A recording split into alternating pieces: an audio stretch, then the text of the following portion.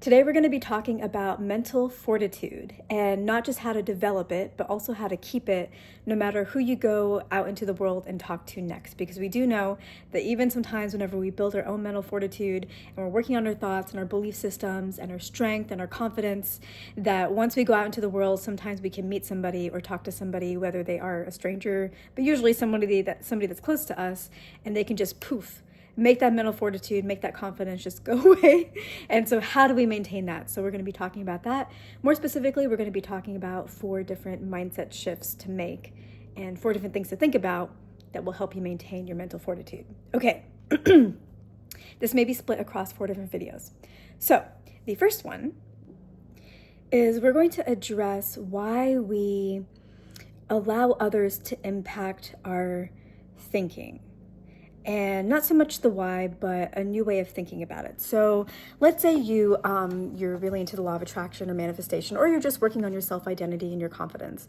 And you build it up, like I was saying before, you build it up, you're by yourself, you feel really good about it, and then you go out into the world and you talk to somebody else. And maybe you're talking about a problem that you're both facing, or maybe you're just talking in general, whatever it is.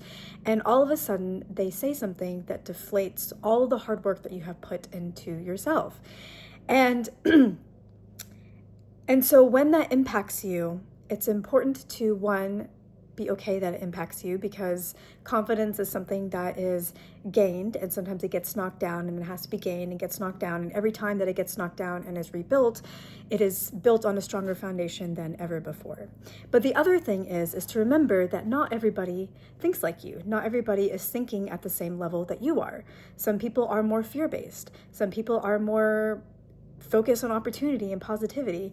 And the person that is sitting across from you that is thinking in a limited way might not be thinking in the same way that you are.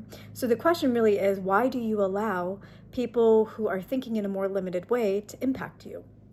Another question is, why do you allow other people who are not you, who don't know you entirely, maybe they know a lot of you, but they're not inside your head, they're not inside your mind, they're not inside your past, and they're not inside all of your dreams. Like, they may be a part of your dreams, but they don't know the full richness of what you're thinking of, what you're imagining whenever you think about your dream. They only know what you're able to express about it verbally.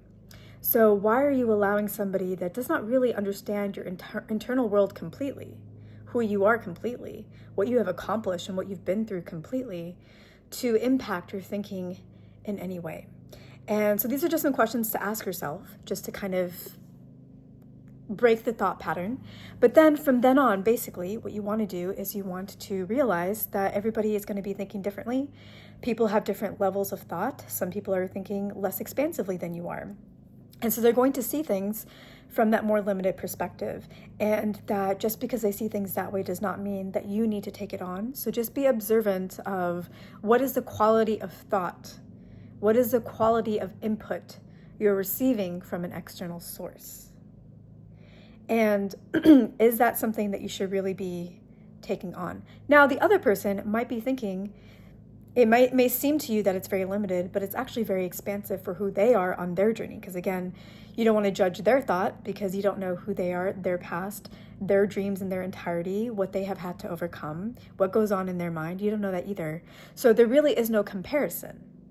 So you should not be thinking about your thoughts in relation to what they think, or vice versa. There's no comparison. There's no reason to take on their thoughts and their belief systems about you or anything, and vice versa, because it's totally different worlds, totally different universes, right? So the next time that you are working on your confidence, or you go out and you've already worked on it, and somebody says something that makes you question your path or what you were going after or yourself, just remember that what they're saying is a completely different universe, right? Each universe, each multiverse, has a different system of rules. Even each planet in our universe has different rules, right? Gravity is not the same everywhere. Like, it's not the exact same.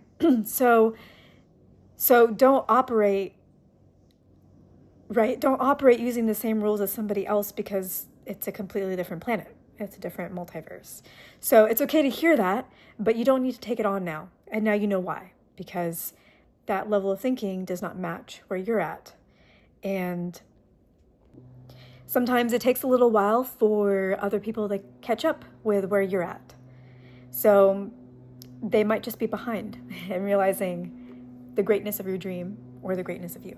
So this is part 1 of 4 videos. So I will catch you in the next one.